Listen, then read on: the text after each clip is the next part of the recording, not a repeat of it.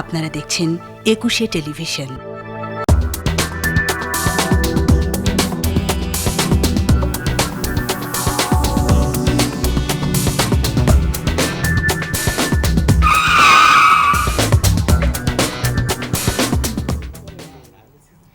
সম্মানিত দর্শক, সবাইকে স্বাগত জানাচ্ছি নিটোল টাটা 21 রাতের আজকের আয়োজনে। এবং আজকের আয়োজনটা বলতেই হচ্ছে 1973 সালে ফিরে না গেলে এই দিনটাকে আসলে উপলব্ধি করা সম্ভব নয়। আজকে যে আয়োজনটা সেটা 1973 সালের 23 মে। আপনারা যারা জানেন বা সব সময় যারা এখন এই মুহূর্তে মনে করতে পারছেন না, তাদেরকেও যদি বলি জুলিও কুরি শান্তি পুরস্কারের কথা, সাথে সাথে আপনাদের মনে পড়ে যাবে সেই 23 মের কথা, যেটা 1973 সালের 23 মে বঙ্গবন্ধু শেখ মুজিবুর রহমান এই পদকে ভূষিত হয়েছিলেন।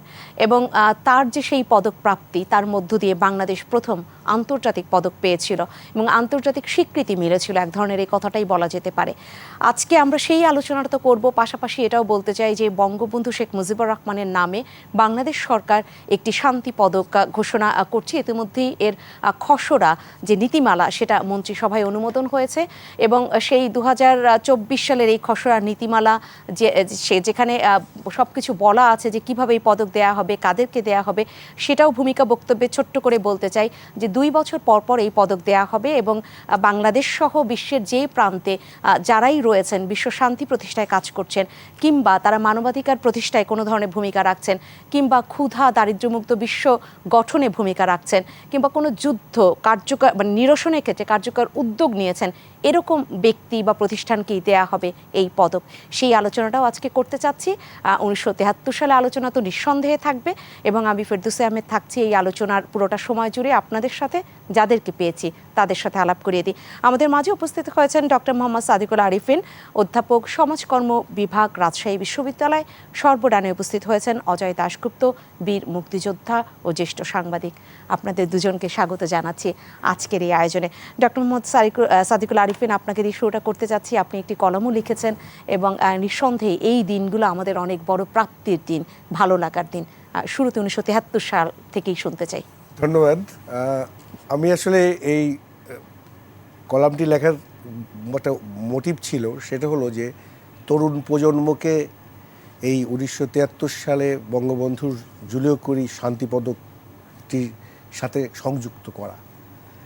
আজকের যে প্রজন্ম, স্বাধীনতার এই 53 বছর পরের যে প্রজন্ম, এই প্রজন্মের কাছে বাংলাদেশের প্রথম যে আন্তর্জাতিক সম্মান বয়ে আনলো যে পদকটি, সেটি হলো জুলিও কুরি শান্তি পদক, যেটি আমাদের জাতির পিতা বঙ্গবন্ধু শেখ মুজিবুর রহমান পেয়েছিলেন বা তাকে দেয়া হয়েছিল। বঙ্গবন্ধুর এই পদকটি পাওয়ার মধ্য দিয়ে বাংলাদেশ সদ্য স্বাধীনপ্রাপ্ত একটি বাংলাদেশ কিন্তু আন্তর্জাতিক মহলে একটা অনন্য স্থানে উঠে গেল।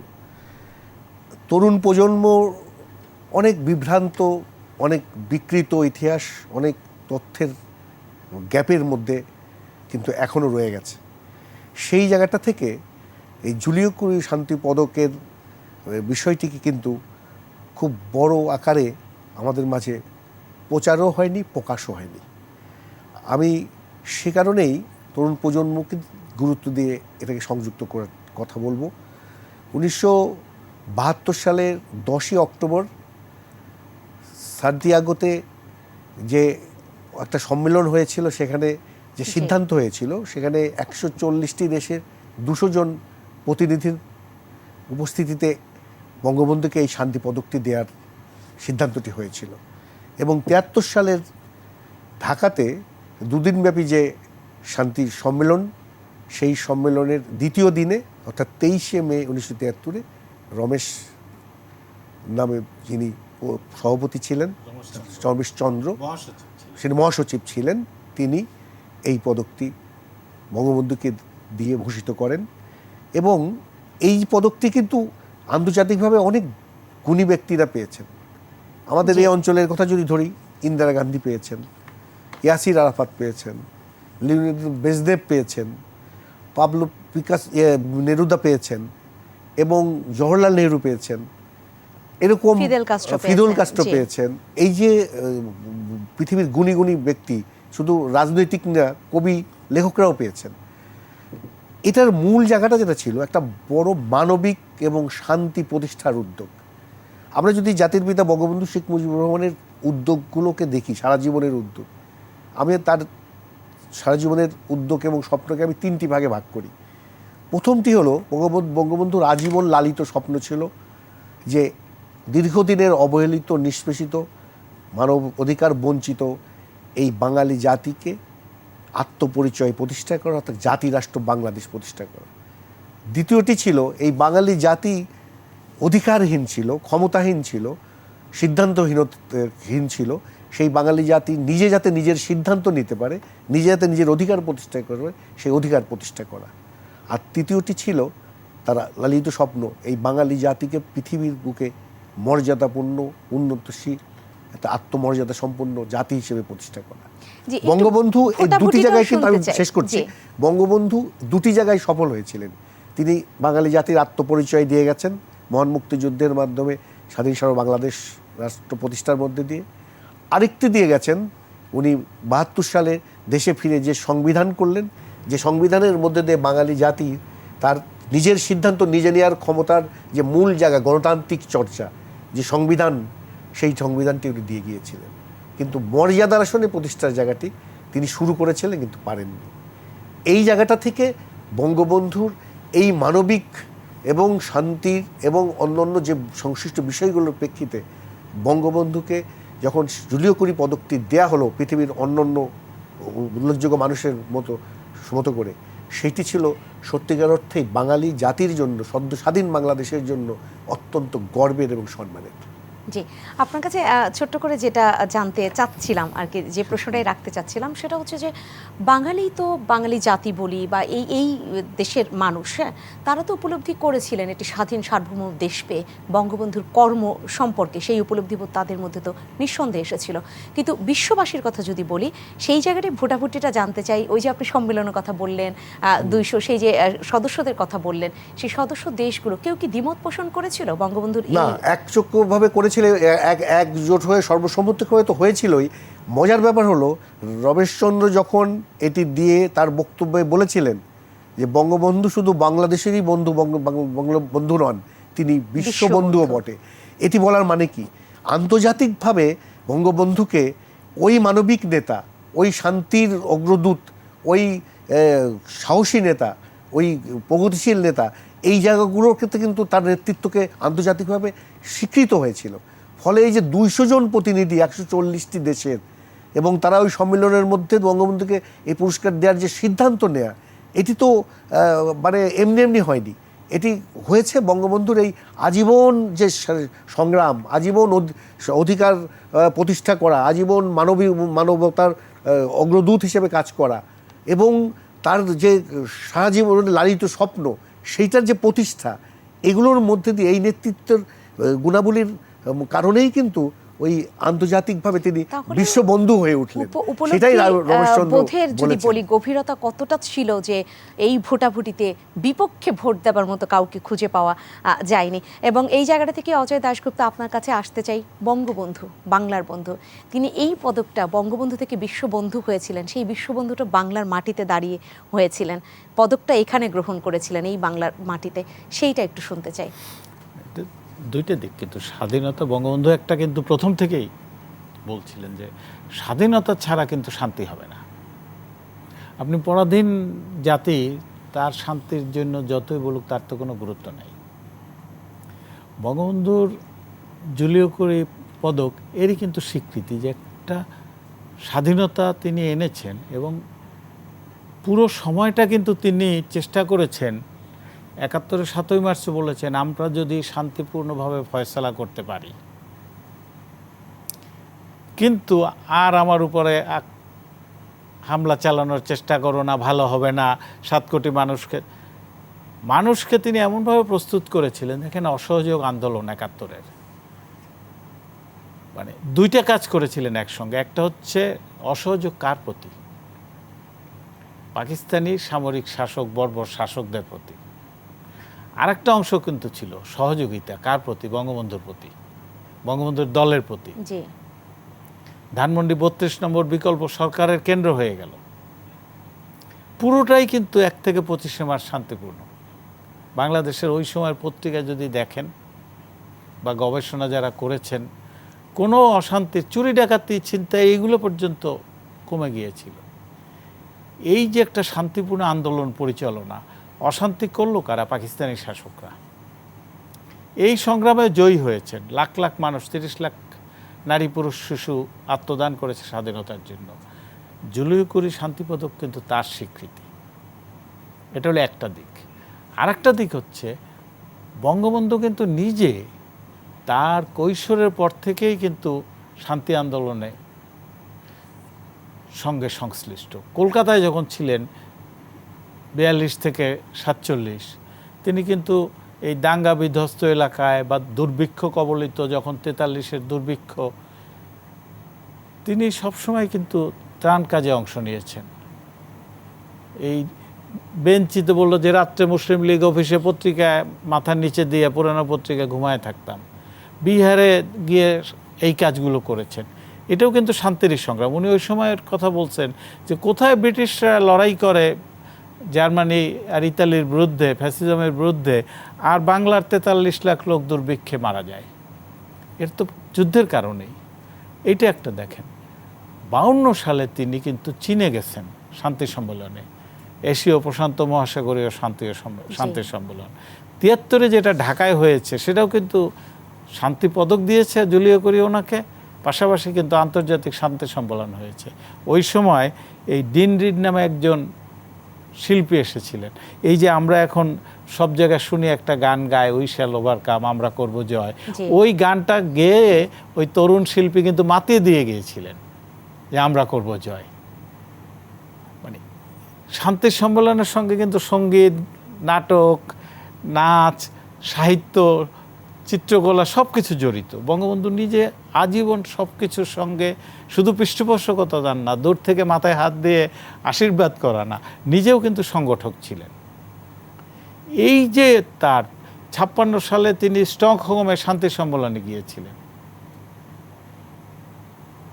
66-র 6 দফা আন্দোলন যেদিন 6 দফা কর্মসূচি দিলেন 4 ফেব্রুয়ারি লাহোরে, সেই দিন ঢাকা থেকে বিমানে ওঠার সময় তিনি বিবৃতি দিয়ে গেছেন, ভিয়েতনামে মার্কিন হামলা বন্ধ করো। অর্থাৎ শান্তির বার্তা তিনি ছড়িয়েছিলেন প্রথম থেকেই আর কি। এবং তার এই যে আমার দেখা গণচিন দেখেন, বঙ্গবন্ধুর 3টা সাহিত্য সৃষ্টি আমাদের হাতে এসেছে এ পর্যন্ত, কারাগারের রোজনামচা, অসমাপ্ত আত্মজীবনী এবং নয়াচিন। কারাগারের রোজনামচা এবং অসমাপ্ত আত্মজীবনী কিন্তু অনেকটা দর্শন আছে, রাজনীতি আছে, সব কিছু আছে, কিন্তু অনেকটা ঘটনা প্রবাহের বিবরণ। বিশ্ব সাহিত্যের কাতারে কিন্তু এই বইগুলো স্থান পেতে পারে। সেরা সাহিত্যকর্ম, আপনি যদি বঙ্গবন্ধু ব্যক্তি সেই অংশটা আলাদা রাখেন, তাইলেও কিন্তু এগুলো সেরা সাহিত্যকর্ম। আর আমার দেখা নয়া চীনে এইটাই কিন্তু বঙ্গবন্ধুর কৃষি নীতি কী হবে, শিল্পনীতি কী হবে, পররাষ্ট্রনীতি কী হবে, লেখাপড়া শিশুদের বেড়ে ওঠাটা কীভাবে হবে, তার রাজনৈতিক, অর্থনৈতিক, সামাজিক দর্শন কিন্তু আমার দেখা নয়া চীনের মধ্যে আছে। রাষ্ট্র পরিচালনা কিভাবে হতে হবে, রাষ্ট্রনেতাদের কি কাজ হতে হবে, পররাষ্ট্রনীতি 66-এ দেখেন, ভারত পাকিস্তান যুদ্ধ হলো 65 সালে, বঙ্গবন্ধুকে লাহোরে, তারপরে 66 জানুয়ারিতে তাশখন্দ চুক্তি হলো, শান্তি চুক্তি। বঙ্গবন্ধুকে জিজ্ঞেস করেছিল যে এই তাশখন্দ চুক্তিকে কিভাবে দেখেন বা ভারতের সঙ্গে যুদ্ধকে কিভাবে দেখেন। উনি বাংলাদেশ গত 53 বছর যে পররাষ্ট্রনীতি, যে দর্শনের ভিত্তিতে অনুসরণ করেছে, সবার সঙ্গে বন্ধুত্ব, 66 ফেব্রুয়ারিতে লাহোরে বসে এই কথা বলেছেন, আমরা ভারত সহ সব দেশের সঙ্গে বন্ধুত্ব চাই, আমাদের পররাষ্ট্রনীতি ভিত্তি হতে হবে এইটা। কাজী এই যে শান্তি পদকটা দিলেন তাকে, সেইটা শুধুমাত্র বঙ্গবন্ধু এই পাকিস্তানের 24 বছরের প্রায় অর্ধেকটা সময় জেলে কাটিয়েছেন, মানে স্বাধীনতা সংগ্রামী নেতা হিসেবে মুক্ত হয়ে স্বদেশে এসেছেন, তার স্বীকৃতি না, কিন্তু শান্তির প্রতি তার যে অঙ্গীকার, তার বলা যায় যে যৌবনের প্রথম থেকেই তারও কিন্তু স্বীকৃতি ছিল। মানে একদম ধারাবাহিকতা ছিল, সব সময় করেছেন, এবং যেটা আসলে ভেতর থেকে আসে। কেউ তো কোনো কিছুর জন্য উপরে দেখানোর জন্য তো এভাবে করা কারো পক্ষে সম্ভব না। ডক্টর মোহাম্মদ সাদিকুল আরিফিন, একটু তুলনা করতে চাই, নোবেল শান্তি পুরস্কার দেয়া হয় এবং নোবেল পুরস্কার নিয়ে অনেক ধরনের বিতর্ক এখন আছে। আমরা বাংলাদেশকে যদি আলাদাভাবেও তুলে রাখি যে বাংলাদেশ এই বিতর্কে না হয় নাই জড়ালাম, অন্যান্য দেশের মধ্যেও বিতর্ক চলতে থাকে যে এই দেশের অমুককে দেয়া হয়েছে, অন্য দেশ বলে যে এটা কোনোভাবেই সে পাওয়ার যোগ্য না, এরকম। কিন্তু জুলিও কুরি শান্তি পুরস্কার নিয়ে কখনো কোনো কথা ওঠেনি, বঙ্গবন্ধু সেটাই পেয়েছিলেন। সেই বিবেচনায় যদি একটু তুলনামূলক আলোচনাটা তুলে ধরেন। যথার্থই বলেছেন যে এ যাবৎকালে যতদিন থেকে নোবেল পুরস্কার বিভিন্ন ক্ষেত্রে দেয়া হচ্ছে, বিশেষ করে কয়েকটি ক্ষেত্রের জন্য খুব আলোচিত সমালোচিত পক্ষে বিপক্ষে কথা আছেই, কিন্তু এই যে জুলিও কুরি শান্তি পদক যেটি, এটির ক্ষেত্রে কিন্তু এ পর্যন্ত কোনো রকম কোনো বিতর্ক নেই, যারাই পেয়েছে। এবং সত্যিকার অর্থে আপনি খেয়াল করে দেখুন না, যে নামগুলো আমি একটু আগে বললাম, এই যে কিউবার, তারপরে ইয়াসির আরাফাত থেকে শুরু করে, ফিদেল কাস্ট্রো থেকে শুরু করে, ইয়াসির আরাফাত থেকে শুরু করে, ইন্দিরা গান্ধী থেকে শুরু করে, ব্রেজনেভ এবং পাবলো নেরুদা, আপনি যতগুলো, ইভেন ওই যে আমাদের যে ইন্ডিয়ান ওই যে ছিলেন, নার্সিং আন্দোলনে খুব ভালো করেছিলেন, মাদার তেরেসা। তো এখন দেখুন যেসব ব্যক্তিগুলোকে এই জুলিও কুরি পদকগুলো দেওয়া হয়েছে, সেই ব্যক্তিগুলোর যে ভূমিকা এবং যেটি আমাদের অযোধ্যা খুব চমৎকারভাবে বলছিলেন যে একটি মানুষ শুধু একটা বিশেষ ইভেন্টের জন্য তাকে ওই জুলিও কুরি পদক কিন্তু দেওয়া হয়নি, তার আজীবনের ভূমিকাগুলোকে বিচার বিশ্লেষণ করে দেওয়া হয়েছে। নোবেলের সাথে পুরস্কার পার্থক্যটা এটাই হয় যে নোবেল পুরস্কার একটা বিশেষ ইভেন্টে পায়, যে সাহিত্যের এবছরে অমুক ব্যক্তি এই কাজের জন্য পেল, এরকম আছে, ফিজিক্সে এইটা আবিষ্কারের জন্য পেল, বা এই অর্থনীতিতে এই সূত্র তৈরি করার জন্য পেল। কিন্তু জুলিও কুরি শান্তি পদকটার ক্ষেত্রে একটা সারা জীবনের ভূমিকার বিষয়টিকে গুরুত্ব দেওয়া হয়েছে, এবং সেই ভূমিকাগুলো সবসময় সাম্রাজ্যবাদ বিরোধী, মানবতার পক্ষে, নির্যাতন নিপীড়নের বিরোধী এবং নির্যাতন নিপীড়নের প্রতিরোধের পক্ষে, সর্বোপরি একটা মানবিক যে মেসেজ যে সারা বিশ্বব্যাপী যারা ছড়িয়ে দিতে পারে, সেই ধরনের নেতৃত্বে যারা ছিলেন, সেই ধরনের ব্যক্তিত্বে যারা ছিলেন দীর্ঘ জীবনের শুরু থেকে, তাদেরকে কিন্তু দেওয়া হয়েছে। সেই কারণে নোবেলের সাথে এই পুরস্কারের কিন্তু একটা পার্থক্য রয়ে গেছে। সেই পার্থক্যটা এরকম যে নোবেল পাওয়ার পরে অনেক তর্ক বিতর্ক, অনেক পক্ষে বিপক্ষে, ভালো মন্দ যেটাই হোক আলোচনা হয়, কিন্তু জুলিও কুরি পদক পাওয়ার পরে এখনও পর্যন্ত কেউ এই ধরনের আলোচনা সারা পৃথিবীব্যাপী কখনো হয়নি। এটাই হলো মূল জায়গা, যে নোবেল নির্দিষ্ট ক্ষেত্রে এবং নির্দিষ্ট সময়ে এবং নির্দিষ্ট বিষয়ের উপরে করা হয়, আর জুলিও কুরি পদক যাদেরকে দেওয়া হয় তাদের আজীবনের একটা সংগ্রামের, আন্দোলনের, মানবিকতার, প্রতিরোধের বা নেতৃত্বের বা তার অন্যান্য চিন্তা চেতনার গুণাবলীর আলোকে বিবেচনা করে সেটাকে দেয়া হয়ে থাকে। সুতরাং আমি বলবো যে এই জুলিও কুরি শান্তি পদকটি সারা পৃথিবীর জন্য, আমি যেটা প্রথমে বলেছিলাম যে তরুণ প্রজন্মকে সংযুক্ত করা, পৃথিবীর জন্য বর্তমান প্রজন্মে, বিশেষ করে বাংলাদেশের তরুণ প্রজন্মের কাছে একটা মেসেজ যে এই ধরনের পদক যাদেরকে দিচ্ছে তাদের বার্তাটা কি ছিল। ওই যে বললাম বঙ্গবন্ধুর 3টা সলায়িত স্বপ্ন ছিল, তো ওই বার্তাগুলো তো এই তরুণ প্রজন্মের কাছে পৌঁছাতে হবে, যে বঙ্গবন্ধু যে মানবিক ছিলেন পৌঁছাতে হবে। এবং সেই দ্বারও তো উন্মোচিত হলো যে বঙ্গবন্ধুকে দেখে, যদি বাংলাদেশের তরুণদের কথা বলি, বঙ্গবন্ধুকে দেখে শিখবে এবং তাদেরও স্বীকৃতির ব্যবস্থাও যদি বলি। আমি এখন বিরতি নিব, বিরতির পরে এসে সেই আলোচনাটাই করতে চাই। বলেছি ওই যে দারুণ উন্মোচনের কথা আপনি শুরুতে বলেছিলেন না, সেটা কিন্তু এই সরকার এবং এই প্রধানমন্ত্রী করলেন। সেটা কি বঙ্গবন্ধুর নামে শান্তি পদক বাংলাদেশে প্রচলন, সেই সুযোগটা যেহেতু এই প্রজন্মের জন্য থাকবে, ভালো কাজ করলে কাজের স্বীকৃতি বা সেই আনন্দ, সেই বঙ্গবন্ধুর আদর্শকে ধারণ করা, সেই আলাপটা নিয়ে আমরা ফিরবো বিরতি শেষ করে। সম্মানিত দর্শক, নিটোলটাটে 21 রাতে সময় হচ্ছে একটা ছোট্ট বিরতির, এবং আপনারা যারা ছিলেন এই বিরতির আগ পর্যন্ত এখনও রয়েছেন, তারা নিঃসন্দেহে জানেন যে আজকে জুলিও কুরি শান্তি পদক বঙ্গবন্ধু যেটা 1973 সালের 23 মে পেয়েছিলেন, সেটা নিয়ে আমরা আলোচনা করছি। এবং 2024 সালে এখন যে খসড়া নীতিমালা দেয়া হয়েছে মন্ত্রিসভা থেকে, সেই যে বঙ্গবন্ধু শেখ মুজিবুর রহমান শান্তি পদক, সেই পদক নিয়ে আমরা বিরতির পরে এসে আলোচনা করব। নিঃসন্দেহে সেই আলোচনার সাথে থাকবেন।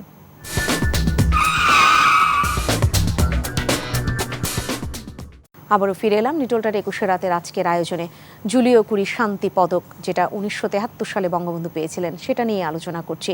পাশাপাশি বাংলাদেশে সরকার এখন চালু করতে যাচ্ছে বঙ্গবন্ধু শেখ মুজিবুর রহমান শান্তি পদক, যেটা 2024 সালে ইতিমধ্যেই খসড়া দেয়া হয়েছে, নীতিমালা দেয়া হয়েছে মন্ত্রিসভা থেকে, এবং সেটার যে নীতিমালায় যা বলা হয়েছে 2 বছর পর পর এই পদক দেয়া হবে, সেই আলোচনাটাই এখন করব। আলোচনায় ফিরছি। অজয় দাশগুপ্ত, আপনার কাছে আসতে চাই।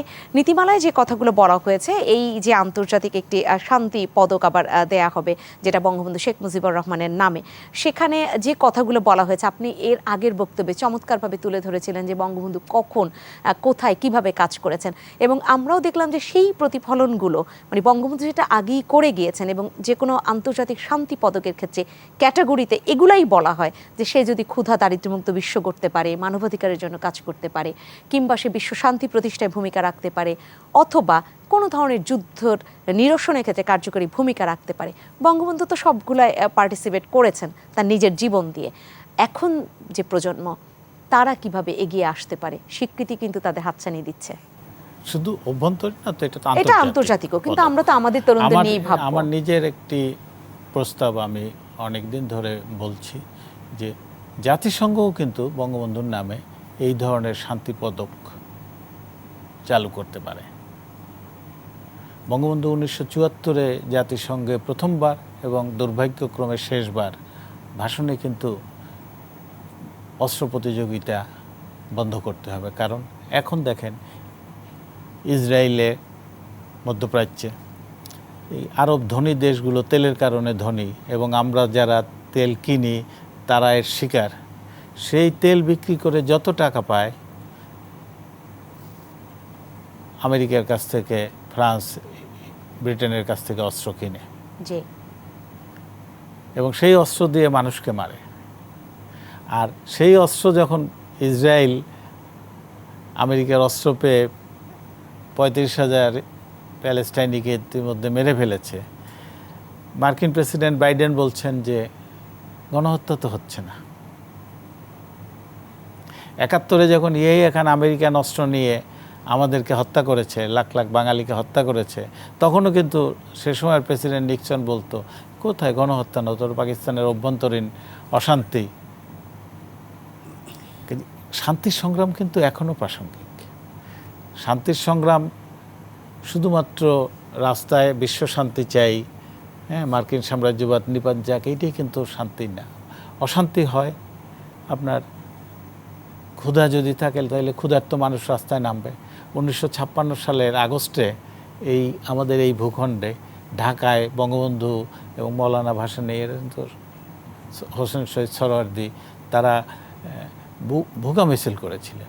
চালের দাম হঠাৎ করে বেড়ে গিয়েছিল, বেড়ে গিয়ে তো 20 টাকা হয়েছিল মন। এখনকার মতো 20 টাকায় এই 100 গ্রাম 200 গ্রাম পাওয়ার মতন। কিন্তু এই কেন? কারণ মানুষ না খেয়ে আছে, রেশনের দাম বেড়ে গেছে। কাজেই এই যে ধরেন বঙ্গবন্ধু কন্যা, আমরা ছোটবেলা থেকে আমার লেখালেখি ছিল, একটা কমন ছিল, চিরকালীন খাদ্য ঘাটতির দেশ। আমরা কিন্তু এটা লিখতাম, আর সেটার হাত থেকে তো মুক্তি দিয়েছে। আমি এই বছর 15 আগে পুরান ঢাকায় হোলসেল মার্কেটে গেছি, তো হেরিকেন দেখি যে পাইকারি মার্কেটগুলোতে হাজার হাজার হেরিকেন। তারপর বললাম যে এত হেরিকেনের কি এখন চাহিদা আছে? তো বললো যে আপনি কি মনে করেন বাংলাদেশে সব জায়গায় বিদ্যুৎ আছে? 25% লোকের বাড়িতেও বিদ্যুৎ নেই। সবাই, আর যার বাড়িতে বিদ্যুৎ আছে তারও হেরিকেন দরকার হয়। এখন যদি আপনি দেখেন, মানে একদম চর এলাকায়, পাহাড়ি এলাকায়, প্রত্যন্ত গ্রামে হাঁটা রাস্তা হয়তো এখন পর্যন্ত নেই, ওখানেও বিদ্যুৎ চলে গেছে। আপনি গাড়ি যাবে না, কিন্তু বিদ্যুৎ গেছে। এইটাও কিন্তু শান্তির আন্দোলন। শেখ হাসিনা, শান্তির আন্দোলন তো আসলে চিরদিনই প্রাসঙ্গিক। এখন দেখেন, এই যে বাংলাদেশ ভারতের সঙ্গে একটা বড় দেশ, কিন্তু সামরিক, অর্থনৈতিক শক্তি, জনসংখ্যা কত বড় দেশ ভারত, তার সঙ্গে কিন্তু বাংলাদেশ সীমান্ত চুক্তি শান্তিপূর্ণ আলোচনার মধ্য দিয়ে নিষ্পত্তি করেছে। এবং একটা বড় দেশের কাছ থেকে আমরা যতটা জমি পেয়েছি, আমরা দিয়েছি তার চেয়ে কম। সমুদ্র সীমা, চীনের সঙ্গে দেখেন আশপাশের ভিয়েতনাম বলেন, ফিলিপিন্স বলেন, আরও কয়েকটা দেশের সঙ্গে, কিন্তু তাইওয়ান তো আছেই তার মধ্যের দেশ, সবার সঙ্গে কিন্তু সমুদ্র সীমা নিয়ে বিরোধ আছে। আমরা কিন্তু বাংলাদেশ আন্তর্জাতিক আদালতের মাধ্যমে নিষ্পত্তি করেছি ভারত এবং মিয়ানমার। এইরকম ঘটনা তো বিশ্বে আরও আছে। এই জায়গাগুলো কিন্তু শান্তির সংগ্রাম। আবার দেখেন বাংলাদেশ বর্তমানে এই যে সাহস করে একটা হয়তো বিশ্বে অর্থনীতিতে আমেরিকা বা ইউরোপের মতো জাপানের মতো গুরুত্বপূর্ণ না, চীন ভারতের মতো না, কিন্তু শেখ হাসিনা জাতিসংঘে প্রায় 20 বার ভাষণ দিয়েছেন এবং প্রত্যেকবার একই কথা বলেছেন, যুদ্ধ না, কারণ যুদ্ধে সম্পদ নষ্ট হয়। এখনও দেখেন এই যে আমেরিকা শত শত কোটি ডলারের অস্ত্র দিচ্ছে ইউক্রেনকে, রাশিয়া তার অস্ত্র সম্ভার নূতন করে, রাশিয়া কিন্তু পারমাণবিক অস্ত্র প্রতিযোগিতা থেকে আমেরিকা সরে আসছিল, এখন নূতন করে সবাই তার মানে অস্ত্র খাতে সামরিক খাতে ব্যয় বাড়াচ্ছে। ইসরায়েল মধ্যপ্রাচ্যের দেশগুলো ইসরায়েল আক্রমণ করে, কাজে ব্যয় বাড়াচ্ছে। আপনার এইখানে এশিয়ার অঞ্চলে অস্ত্র প্রতিযোগিতা ভারত পাকিস্তান, কাজে শান্তির সংগ্রামটা এখনও চালাতে হবে এবং আমাদের তরুণ প্রজন্মকে এই জায়গাগুলো তার জন্যও কিন্তু সুযোগ সৃষ্টি করে দিয়েছে। তারা কিন্তু শান্তির পক্ষে। এই যে তথ্য প্রযুক্তি অবারিত হয়ে গেছে সবার জন্য, একটা কিশোরও তার রুমে বসে একটা 10 ইঞ্চি বাই 20 ইঞ্চি টেবিলে বসে একটা ল্যাপটপ রেখে কিন্তু সারা দুনিয়াকে তার হাতের মুঠায় নিয়ে আসতে পারে, বিশ্বের উন্নতি অগ্রগতিতে অবদান রাখতে পারে তার প্রযুক্তি কাজে লাগিয়ে। কাজে আমরা মনে করব এইগুলো আমাদের পাঠ্য বইয়েও এই বিষয়গুলো আনা উচিত, যে কেন শান্তির সংগ্রাম করা দরকার, কিভাবে বঙ্গবন্ধু করেছেন বা অন্য আমাদের বঙ্গবন্ধু কন্যা এখন করছেন, অন্য দেশে শান্তির সংগ্রাম কি হচ্ছে, অশান্তিতে কি কি ক্ষতি হয়, এইগুলো অভিজ্ঞতার ভিত্তিতেই কিন্তু আমাদের বিশ্ববিদ্যালয় থেকে স্কুল পর্যন্ত পাঠ্য বই আনা উচিত। এবং আপনি মার্কিন যুক্তরাষ্ট্রের কথা বলছিলেন যে তারা বিভিন্ন জায়গায় অস্ত্র সরবরাহ করছে। আমরা হয়তো ক্ষুধা দারিদ্র্যমুক্ত বিশ্ব মানে দেশ তথা বিশ্ব গড়বার জন্য, যেখানে কৃষিজ পণ্যের দিকে যে না অনেক বেশি, এক টুকরো জমিও ফেলে পতিত রাখা যাবে না, এই কথা যখন মাননীয় প্রধানমন্ত্রী বলে, আর মার্কিন যুক্তরাষ্ট্র তখন আসলে আর্মস বিক্রি, তারা তাদের অর্থনীতিকে ওইভাবে হয়তো সমৃদ্ধ করবার চেষ্টা করে। ডোনাল্ড ট্রাম্প এসে কিন্তু আলোচনা করলো যে এই তার সামরিক চুক্তিতে বাংলাদেশকে কিভাবে যুক্ত করতে পারে, কিভাবে আমাদের কৃষির পরিবর্তন করতে পারে গবেষণা, সেটা নিয়ে কিন্তু কোনো আলোচনা তার নেই। তাহলে সবার পররাষ্ট্র নীতি তো আসলে এরকমও না, আমরা যেমন সবার সাথে বন্ধুত্ব, কারোর সাথে বৈরিতা নয়, কিন্তু যাদের পররাষ্ট্র নীতিতে মানবাধিকার শব্দটা অনেক মোটা দাগে থাকে, তারপরে কতটুকু সেটা আসলে তারা যত্ন করে সেই শব্দটার, নাকি উপেক্ষাই হয়, সেই আলোচনা তো রয়েছেই। কিন্তু আমি ডক্টর মোহাম্মদ সাদিকুল আরিফিন আপনার কাছে আসতে চাই। আমরা অন্য দেশের আলাপটা বাদই রাখলাম, তারা তাদের দেশের কথা ভাববে, স্বীকৃতি হয়তো যে যেখান থেকেই কাজ করতে পারবে তাকেই দেয়া হবে, নিরপেক্ষভাবেই এই বঙ্গবন্ধুর নামে শান্তি পদক দেয়া হবে। কিন্তু আমাদের দেশের সন্তান যারা কাজ করবেন, যেটা চমৎকারভাবে অজয় দাশগুপ্ত বললেন, বঙ্গবন্ধু করে গিয়েছেন, তার সুযোগ্য কন্যা আমাদের আজকের মাননীয় প্রধানমন্ত্রী করছেন, কিন্তু তারপরের প্রজন্ম যদি বলি, তারা শিখতে তো হবে, বইয়ে থাকতে হবে, সেই চর্চাটুকুর আলামত কতটুকু আমরা এখন দেখতে পাচ্ছি? বাস্তবতাটা বলি, দেখুন 73 সালের 23শে মের যে ঐতিহাসিক ঘটনা, এটা 72 সালের সিদ্ধান্ত 10ই অক্টোবরে, আজকে 53-54 বছরের বেশি হয়ে গেছে। জি, একটা প্রজন্মের থেকে প্রজন্ম চলে গেছে। এখনকার যে প্রজন্ম আছে, সেই প্রজন্মকে আপনি যদি জিজ্ঞেস করেন যে বলো তো জুলিও কুরি পদকটা কী, আমার ধারণা কেউ বলতে পারবে না। বলো তো এটা কে পেয়েছিল, আমার ধারণা কেউ বলতে পারবে না। তার কারণটা কি? ওই যে উনি যেটা বললেন, যে আমাদের তরুণ প্রজন্মকে এই জায়গাটায় এই তথ্য সঞ্চারিত করতে হলে মূলত দরকার প্রতিটি পর্যায়ে এই সঠিক ইতিহাসটাকে সংযুক্ত করা। সেটা কি স্কুলের পাঠ্য বইয়ে, কলেজের পাঠ্য বইয়ে, বিশ্ববিদ্যালয়ের পাঠ্য বইয়ে। এই সংযুক্ত করলে যেটা হবে যে একটা তথ্যের ভিত তৈরি হলো। সেই তথ্যের যখন গ্যাদার করবে তখন তার কিন্তু জ্ঞানের আগ্রহ বাড়বে এবং আরও জ্ঞান স্পৃহাটা বাড়বে। তো সেই আসল ঐতিহাসিক তথ্যই তো আমরা এখনো পর্যন্ত দিতে পারিনি। তাহলে কিভাবে? দেখুন, বঙ্গবন্ধুর এই যে শান্তি পদক কেন প্রাসঙ্গিক, উনি ভাবে বলেছেন যে বিভিন্ন সময় বঙ্গবন্ধু যে ভূমিকাগুলো রেখেছে সেটার তো প্রাসঙ্গিক। উনি বঙ্গবন্ধু যে পর্যায়ে একটা দেশকে, একটা জাতিকে স্বপ্ন দেখিয়ে একটা পর্যায় পর্যন্ত নিয়ে গেছিলেন 75-এর 15ই আগস্টের আগ পর্যন্ত, যে 15 আগস্টে যদি জাতির পিতাকে ওইভাবে নির্মমভাবে হত্যা না করা হতো, আজকে দেশটা তো অন্য জায়গায় যেত, তো একটা জাতি অন্য জায়গায় যেত। তো সেই জাতি যখন যদি অন্য জায়গায় যেত, তাহলে সেই জাতির মধ্যে তো ওই চেতনাগুলো প্রজন্মের থেকে প্রজন্মের মধ্যে সঞ্চারিত হতো। কী চেতনা? যে প্রগতিশীল চেতনা, বৈজ্ঞানিক মনস্কতা, মানবিকতা, সাহসিকতা, যেটা বঙ্গবন্ধুর চারিত্রিক গুণাবলীর প্রতিটিতে ছিল, এবং সবগুলোকে ঘিরে ছিল একটা মানবিক নেতৃত্ব, একটা প্রতিরোধ, নির্যাতন, অন্যায়, নিষ্পেষণের প্রতিরোধের নেতৃত্ব। তো এই জায়গাগুলোকে এই প্রজন্মের সাথে যদি আপনি সংযুক্ত করতে চান, তাহলে কিন্তু এই বর্তমান সরকারেরকে আমি আসলে বিশেষভাবে ধন্যবাদ জানাবো, এবং এই মাননীয় প্রধানমন্ত্রী সহ যারা সরকারিভাবে সিদ্ধান্ত নিয়েছে তাদেরকে, যে তারা কিন্তু এই প্রাসঙ্গিকতার আলোকে তরুণ প্রজন্মকে সংযুক্ত করছেন এই বঙ্গবন্ধু শান্তি পদক দিয়ে। আপনি যখনই শান্তি পদক নিয়ে আলোচনা করবেন যে বঙ্গবন্ধু শান্তি পদক, তখন বঙ্গবন্ধু যে জুলিও করে শান্তি পদক পেয়েছিল সেটা কিন্তু অটোমেটিক্যালি এসে যাবে, তরুণ প্রজন্মের কাছে এসে যাবে যে এই পদকটা প্রচলিত হচ্ছে, তাহলে বঙ্গবন্ধু তার কী কী পদক পেয়েছিল বা কী ইত্যাদি হচ্ছিল। অতএব তরুণ প্রজন্মকে আপনি যদি সম্পৃক্ত করতে চান, একদিকে তার পাঠ্যসূচি সহ তথ্যের ভিত তৈরি করে দিতে হবে, আরেকদিকে ওই তথ্যের আলোকে তার জ্ঞান স্পৃহাকে, জ্ঞান আগ্রহ বাড়িয়ে দিতে হবে, আর প্রাসঙ্গিকতা যাতে যথার্থ হয় সেইটাকে প্রমাণ করতে হবে। সেই প্রমাণের একটা উদ্যোগ আজকে হচ্ছে এই শান্তি পদক। কোনো আলোচনা কি আমরা এই নিটোলটা 21-এর রাতে একদম পাশে ফেলে রাখতে চাই না, সেই জায়গা থেকে এই আলোচনাটাও একটু তুলতে চাই যে যখন বঙ্গবন্ধু সবসময় শোষিতের পক্ষে ছিলেন, এখন দীর্ঘ বছর বঙ্গবন্ধুর দেখানো সেই আদর্শের আওয়ামী লীগ ক্ষমতায়, এবং ক্ষমতাসীন দল হিসাবে তাদের নিয়ে নানান ধরনের সমালোচনা রয়েছে।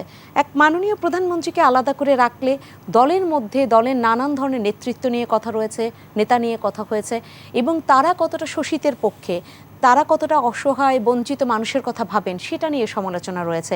সেই চর্চাটা কি এখন সঠিকভাবে হচ্ছে কিনা, না হলে এই আলোচনাটা আসলে সংক্ষিপ্ত বা যদি বলি যে অসম্পূর্ণ থেকে যাবে? না, আপনি যথার্থই বলেছেন যে ওই সমালোচনা, আলোচনা সকল যুগে সকল সময়ই থাকবে, ভালো সমালোচনার পক্ষে বিপক্ষেও থাকবে, কিন্তু সমালোচনাটা যেন যৌক্তিক পর্যায়ে থাকে, এটা তো সত্যি কথা। এই বঙ্গবন্ধুর দল, বঙ্গবন্ধুর হাতে গড়া আওয়ামী লীগ, তৃণমূলের কর্মী যারা বঙ্গবন্ধুর নেতৃত্বের উপরে একেবারে অগাধ অন্ধের মতো আস্থা রেখে, বিশ্বাস রেখে মুক্তিযুদ্ধে ঝাঁপিয়ে পড়েছিলেন, বঙ্গবন্ধুর হাতকে শক্তিশালী করেছিলেন, স্বাধীনতা এনে দিয়েছেন বঙ্গবন্ধুর নেতৃত্বে, বঙ্গবন্ধুর এক আঙুলের ইশারায়, সেই দলের তৃণমূলের সংগঠন মুখ থুবড়ে পড়েছিল 1975-এর 15 আগস্টের পর।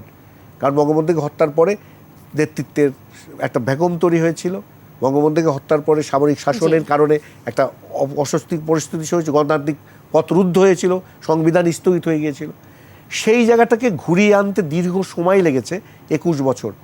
এবং এই যে 21 বছরের সময়ের পরে 96 সালে যখন তারই সুযোগ্য কন্যা আজকে যে প্রধানমন্ত্রী যখন রাষ্ট্রীয় শাসনভারের দায়িত্ব পেলেন, তখন একটা জায়গায় প্রমাণিত হয়েছে যে বঙ্গবন্ধুর হাতে গড়া সংগঠনের তৃণমূলের কর্মী, আওয়ামী লীগের যারা, তারা কিন্তু এখনও ওই আওয়ামী লীগের বঙ্গবন্ধুর আদর্শের উপরে আস্থা নিয়ে আছেন।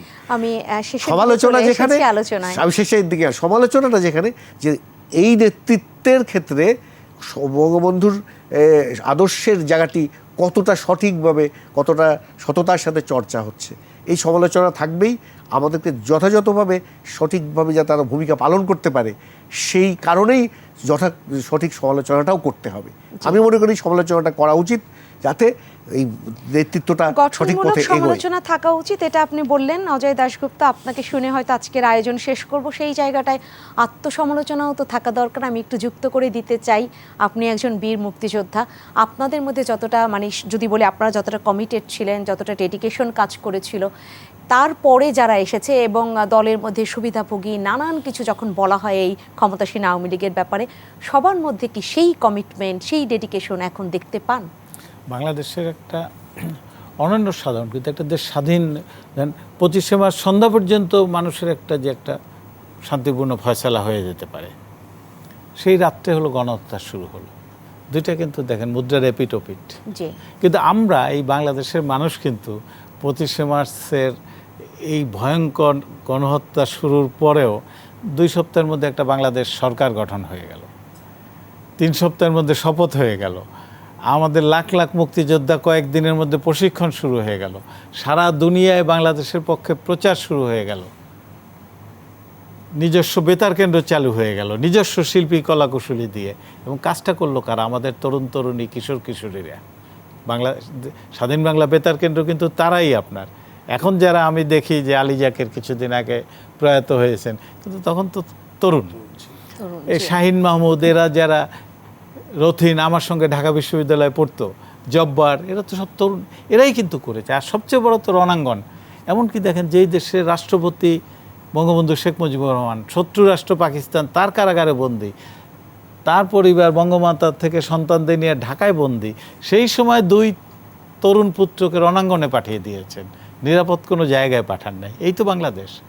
কাজেই যত বিভ্রান্তি হয়েছে, বাংলাদেশের দুর্ভাগ্য 53 বছরের মধ্যে তো প্রায় 30 বছর এমন শক্তির দেশ শাসন করেছে যারা শান্তির সংগ্রাম তো দূরের কথা, বাংলাদেশকেই চায়নি, এই দেশের অগ্রগতিটাই চায়নি, এই দেশে পদ্মা সেতু বা বিদ্যুৎ বা খাদ্য স্বয়ংসম্পূর্ণ কোনোটাই তারা চায়নি। সেই শক্তি তো দেশকে 30 বছর প্রায় শাসন করেছে।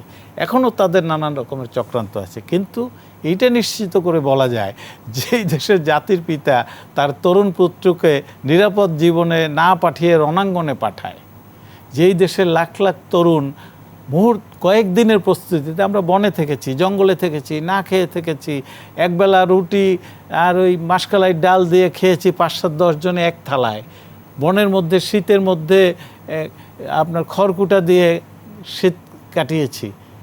এই দেশকে দাবায় রাখা আসলেই সম্ভব না। এই তরুণ প্রজন্ম, আমি নিশ্চিত তারাও এগিয়ে আসবে, এবং বাংলাদেশ এখন যে সংগ্রাম, যে স্মার্ট বাংলাদেশে যেতে হবে ডিজিটাল বাংলাদেশ থেকে, সেই সংগ্রামে অবদান রাখবে হাজারো উপায়ে, শুধুমাত্র রাজপথে মিছিল সমাবেশ স্লোগান না, এবং বিশ্বের জন্য অবদান রাখবে। বঙ্গবন্ধু বিশ্ববন্ধু তো এমন না যে তিনি বিশ্বে একজন পরিচিত মুখ বলে, বিশ্বের উন্নতি, অগ্রগতি, সমৃদ্ধিতে বাংলাদেশও যে স্বাধীনতার দল বলি আমরা আওয়ামী লীগকে, সমৃদ্ধিরও দল, কিন্তু তারা একটা কর্মসূচি বারবার উপস্থাপন করেছে। আসলে মানুষ সেই কারণে আওয়ামী লীগের ব্যাপারেই বারবার করে। সেই জায়গাটায় যদি এই দলকে জি স্মার্ট হতে হবে। স্মার্ট বাংলাদেশ শুধু একটা মোবাইল ফোন ব্যবহার করলাম আর স্মার্ট হয়ে গেলাম তা তো না, বা সুন্দর টাই কোট স্যুট পরলাম আমরা, হ্যাঁ, তো একেবারে পালিশ করা জুতায় মুখ দেখা যায়, সেটা তো না। শুধু স্মার্ট হতে হবে আচরণে, দলকে সেরকম স্মার্ট করতে হবে, দলের নেতা কর্মীদের আরও ত্যাগের কথা, যে কথা বললেন বঙ্গবন্ধু 70 সালে বলছেন যে 50-এর দশকে 60-এর দশকে যে প্রজন্ম আন্দোলন করেছে, রাজপথে থেকেছে, নির্যাতিত হয়েছে, 70-এর নির্বাচনের সময় দেখা গেল যে হঠাৎ করে বাড়তি সুবিধার মানে পরিস্থিতির সুযোগ নিতে চায় এমন দল, এমন শক্তি, এমন কিছু লোক আওয়ামী লীগে হাজির হয়ে গেল। এখনো সতর্কবার্তা, কিন্তু এই যে বঙ্গবন্ধু কন্যা কিন্তু এই যে বললেন, আমাকেও শেষ করতে হবে। জি, সেই জায়গাটা চমৎকারভাবে আপনারা দুজন বললেন যে আসলে এই দেশ বা এই জাতি, এই বাঙালি অনেক সাহসী বীরের জাতি আমরা সবসময় বলি, কিন্তু কাজটাও সেই কমিটেড বা সেই জায়গাগুলোয় যারা কাজ করছেন সেই স্মার্টলি কাজগুলো করতে হবে, আমরাও প্রত্যাশা রাখতে চাই। অসংখ্য ধন্যবাদ ডক্টর মোহাম্মদ সাদিকুল আরিফিন আপনাকে, অজয় দাশগুপ্ত আপনাকে অসংখ্য ধন্যবাদ। সম্মানিত দর্শক, আপনাদেরকে অসংখ্য ধন্যবাদ। প্রতিদিনকার মতো যারা আমাদের সাথে আজকেও ছিলেন বা যারা প্রতিদিন না থাকলেও আজকের এই আলোচনায় ছিলেন, আপনাদেরকে আরও একবার ধন্যবাদ জানাতে চাই, কারণ এই দেশটা আমাদের, আমরা এই দেশের নাগরিক। এই স্বাধীন সার্বভৌম দেশকে টিকিয়ে রাখার পাশাপাশি এই দেশকে একদম যদি সেই উন্নত বিশ্বের দ্বারে আমরা পৌঁছে দিতে চাই, তাহলে দেশ স্বাধীনের পূর্বে যারা করেছিলেন তাদের আত্মত্যাগ, আজকে আমাদেরও কিন্তু ত্যাগ করবার অনেক কিছু রয়েছে। কমিটেড আমাদেরকেও হতে হবে এবং ডেডিকেশনটা আমাদেরও থাকতে হবে, না হলে কাজ করব কিভাবে? সুবিধা যারা নিতে চায় তারা যুগে যুগে ছিল, আজও হয়তো আছে। সতর্ক থাকতে হবে, খুঁজে বের করতে হবে কারা সেরকম সুযোগ সন্ধানী, সেখান থেকেই কাজটা আসলে করতে হবে। শান্তি সবসময় প্রাসঙ্গিক, শান্তি প্রত্যাশাও অনেক বেশি প্রাসঙ্গিকতার দাবিদার। তাই শান্তিকে বাদ দিয়ে যেমন আমরা কোনোভাবেই ভালো থাকতে পারবো না, অর্থাৎ বেঁচেই থাকতে পারবো না, তাই শান্তি প্রতিষ্ঠায় সর্বদাই আমাদেরকে ঝাঁপিয়ে পড়তে হবে। প্রত্যাশা থাকলেও নিঃসন্দেহে আমাদের তরুণ প্রজন্ম সেটা পারবে। সবাই ভালো থাকবেন, শুভরাত্রি।